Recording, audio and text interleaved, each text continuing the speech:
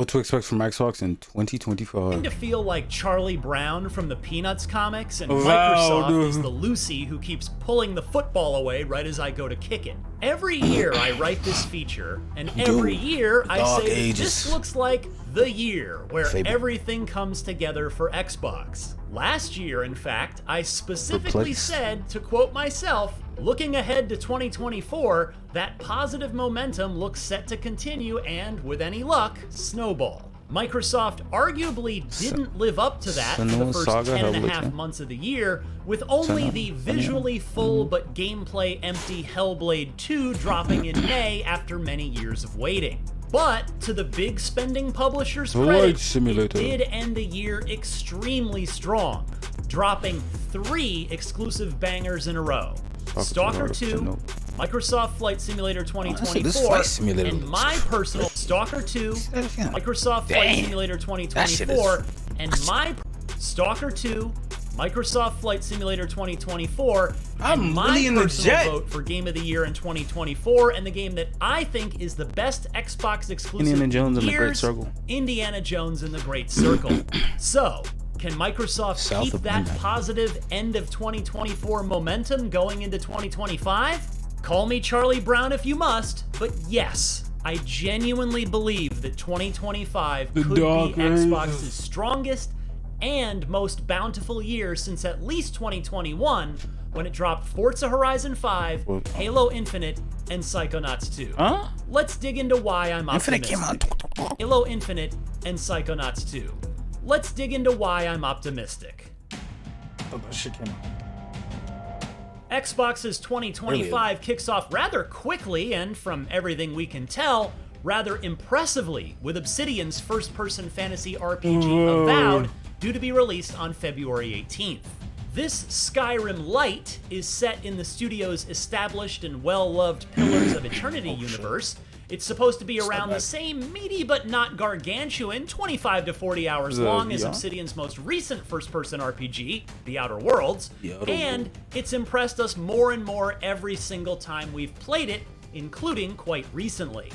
Next, while it doesn't have a firm release date yet, id Software's unexpected zag of a prequel, Doom: The Dark Ages, is almost a lock for 2025. In fact, I'd wager an In-N-Out Burger lunch that it drops in the first half of the year for 2 reasons. One, Doom Eternal shipped in March of 2020, Burger. meaning that in just a few months, it will have been a full half-decade since the last Doom, which itself followed 4 years after Doom 2016.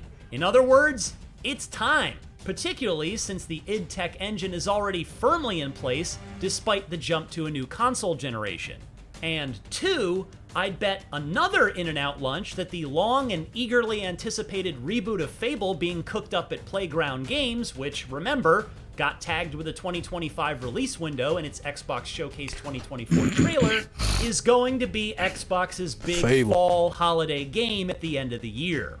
That means Doom probably ships before the holidays, but whenever it does, and remember that it's already confirmed to be a multi-platform release on day shit. 1, it's probably going to kick some serious ass for Xbox next year, judging by how good id Software's last 2 Doom games have been.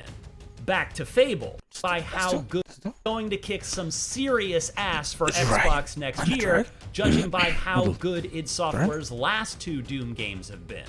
What is Back that? to Fable, by how Who's that? good id another Software's dragon? last 2 Doom games have been. Back to Fable. In my opinion, the revival of Fable has higher potential, both critically and commercially, than almost anything in Xbox's portfolio short of Call of Duty, The Elder Scrolls, and Fallout. We've seen Playground's take on the British charm-tinged action-adventure RPG a few times now, and each time it's been crystal clear that not only does Playground get Fable, it's British itself, which no doubt helps, but that the game looks absolutely incredible as well. Who knew that the Forza Tech engine could render a jaw-droppingly beautiful fantasy forest just as well as a racetrack? There's one other huge reason to be optimistic about Fable, and that's Playground's track record. Simply put, this studio has not only never missed, It's never made anything less than a consensus 9 out of 10.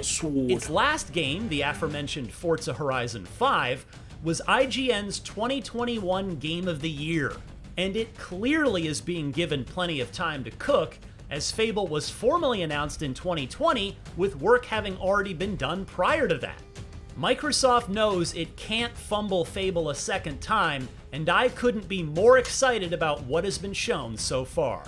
Next, Guess what? You can bring your phone to Metro and get one line with unlimited 5G for $25 a month. No freaking way. while it certainly isn't as big a name as Fable, we can't forget about South of Midnight, the third-person action-adventure from We Happy Few developer Compulsion Games that's leaning heavy into the folklore of the bayous of the Deep South.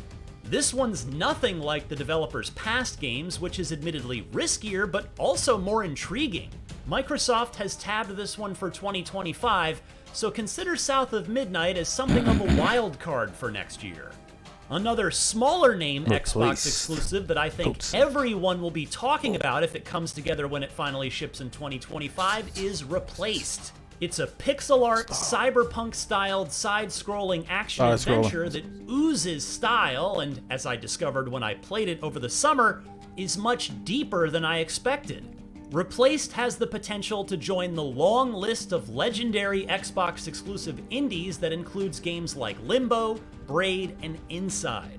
Finally, don't forget about Xbox's actual biggest franchise, since they own it now, Call of Duty. It'll stay on PlayStation, of course, but Xbox fans will get it day one on Game Pass. The 2025 Call of Duty is rumored to be a future-set Black Ops 2 sequel, so perhaps Treyarch is handling the campaign on this one after Raven Software did a stellar job on this year's Black Ops 6 campaign. Oh, and the other much quieter juggernaut in the Xbox portfolio, Minecraft, will probably get some kind of big in-game content, what with the new Minecraft movie on the way. Barring a 180 from Xbox boss Phil Spencer's previous comments, Microsoft won't be pushing a mid-gen upgrade to the Xbox Series X, and Xbox Series XX, if you will, in 2025, if ever. And though a handheld Xbox is in development, we're unlikely to play it or even see it in the coming year. So, should we expect any new hardware in 2025? Probably not, at least in terms of raw horsepower.